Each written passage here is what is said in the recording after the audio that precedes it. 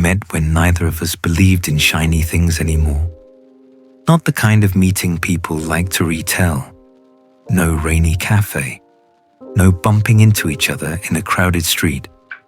Just an ordinary afternoon in an ordinary place when I was tangled up in my own thoughts and he sat across from me, quietly stirring a cup of tea that had already gone cold.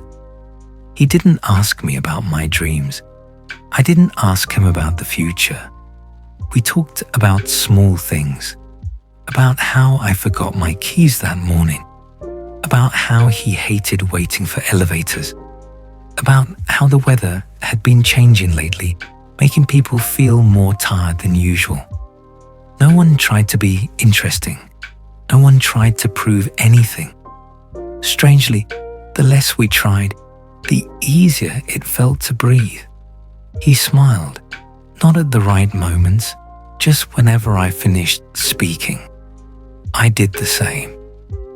Some things weren't even funny, but having someone listen somehow made them lighter.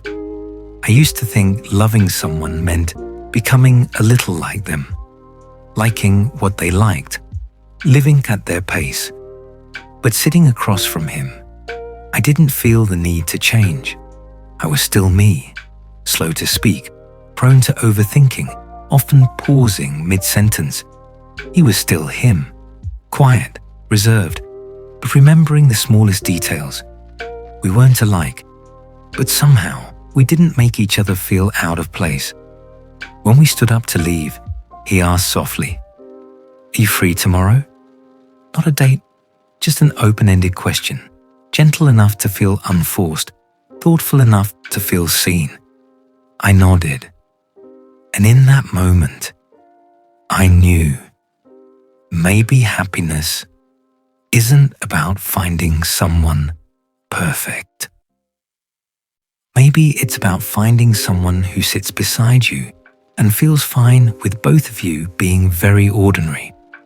We began with meetings that had no name, not dating, not close enough to call it close, just the occasional text. "What are you doing?" And if we were both free, we met. Sometimes we sat at the same cafe, each quiet in our own corner. He read the news. I watched people pass by the window. Now and then he slid my glass closer because I'd forgotten to drink. I reminded him to button his coat because the wind was cold. No one said, "I love you," but there were many sentences like, "Drink this," "Get home safely." I'd been in loud relationships before, full of emotional talk, but empty when I was tired. He was different. He didn't ask why I was sad. He asked, "Do you want to sit quietly or go eat something?" Once I told him about the things I wasn't good at, the chances I'd missed. I thought he would comfort me or say something appropriate. He just nodded slowly and said, "Yeah, everyone has parts like that. No judgment, no fixing, just acceptance." I realized that next to him, I didn't need to become a better version of myself. I just needed to be the version that was living. He started opening up too. About late nights at work. About the exhaustion of pretending to be okay. He spoke briefly, but I carried his words for a long time. We were different enough not to dissolve into each other, but similar in one important way. We both wanted someone who would stay, someone who wouldn't make a big deal out of things and wouldn't leave when things became ordinary. One evening, it drizzled. We stood under a roof waiting for the rain to stop. He said casually, "Maybe we could just keep being like this." I knew what he meant. No grand commitment, no noisy promises, just continuing to walk side by side in a way that felt easy for both of us. I nodded, and for the first time in a long while, I didn't worry about the future, because this moment, standing together, waiting for the rain. Already felt like being the same. We grew familiar enough to start getting annoyed. Not much, just tiny scratches from daily life. He went quiet when tired. I talked to feel okay. Some nights I waited for a message while he thought, tomorrow is fine. So there were silences longer than usual. Once I said plainly, I don't need you to talk a lot. I just need to know you're still there. He stayed quiet for a long time. I thought I'd asked for too much again. Then he said, I'm there. I just don't know how to show it properly. Not a perfect apology, but an honest one. We learned to translate each other. I learned that his silence wasn't leaving. He learned to send me a short message when overwhelmed.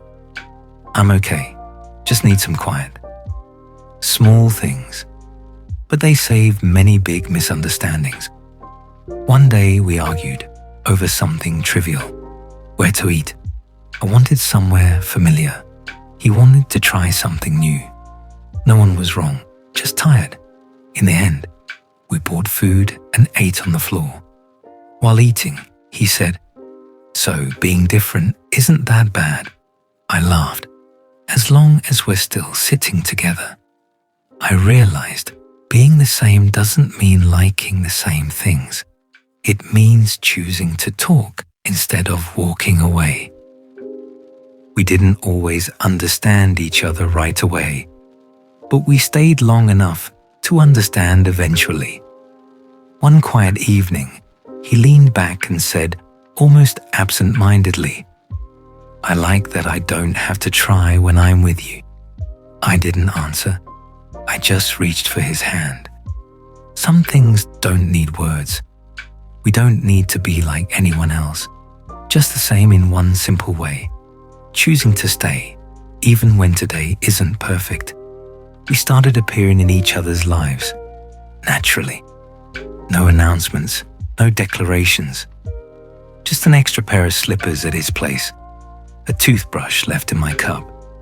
Small things, invisible to outsiders, but deeply noticeable when missing. We didn't talk much about the future, but we talked about things slightly beyond today. Where to spend the holidays, which neighborhood had more trees if we moved. His casual question, do you like kitchens with lots of light? My equally casual answer, if there's someone to cook with, any light is fine. Some evenings, we worked separately in silence. He typed, I read. Nearly an hour passed without a word. When I stood up to make tea, he automatically handed me his empty cup. Those small, repeated gestures made the idea of long-term more believable than any promise. Of course, not every day was smooth. Sometimes I was irritable. Sometimes he was too busy to check in. But instead of leaving, we learned to say one simple sentence. Today, I'm not doing very well. That was enough. No digging, no explanations. One cold night, lying side by side, he said softly, I don't know what the future looks like, but right now, I want every day to include you. I looked at him. No grand vows, just truth. I said, then let's stay here for now. We don't need to be like anyone else, just to like in one feeling. The next to this person, everything slows down and we feel safe. Our love didn't grow through milestones, it grew through habits. He woke up 10 minutes earlier to boil water. I often forgot breakfast. He didn't scold, just pushed food closer. On busy days, he texted, I left food in the fridge. Heat it up. Reading that felt like being cared for in an adult way. We learned each other's rhythm, when to ask, when to sit quietly. Some nights I talked a lot and he listened. Some days he was tired and I stayed silent, not because there was nothing to say, but because I understood. Once I asked, do you ever feel this is boring? He thought, then said, no, it feels peaceful. I laughed. After enough turbulence, maybe people stop craving chaos. They start craving a place to breathe. We no longer tried to prove anything. No need for photos or public gestures. But when something good or bad happened, the first person we thought of was still each other. One night I came home late. The kitchen light was on. He sat there, shirt wrinkled, eyes tired. I waited, he said. Didn't want you coming home alone. Just one sentence. I carried it for a long time. We made no big promises. Just one agreement. If we're tired, say it. If there's misunderstanding, sit down. If one of us grows weak, the other stays a little longer. We don't need to be like anyone else. Just alike in how we love. Quietly, imperfectly, but strong enough for ordinary days. We sat together on an evening with nothing worth remembering. No anniversary, no special date. After dinner, he washed dishes. I wiped the table. Outside, the city grew quieter. Inside, warm lights softened everything. He asked, "Rough day?" "Yes," I said, "but okay." That was enough, because okay meant someone to lean on. We sat on the couch. I rested my legs on his, as usual. He pulled the thin blanket over us. Gestures that had become instinct, needing no thought. I thought about all the people I'd tried to be like. All the ways I'd loved the way others said was right. All the tiredness of becoming more likable, stronger, better. Next to him, I needed nothing. Neither did he. He didn't have to pretend. Just come home after a long day. He said softly, "Good thing, we're not like anyone else." I smiled. Yeah, good thing we're like each other. We don't have a love story to impress people. But we have many evenings to live through together. And that, it turns out, is enough. We don't need to be like anyone else. Just like each other. In staying, in listening, and in loving, in a very ordinary, very real way. Outside, the city stayed loud. Inside the small room, we sat quietly, together.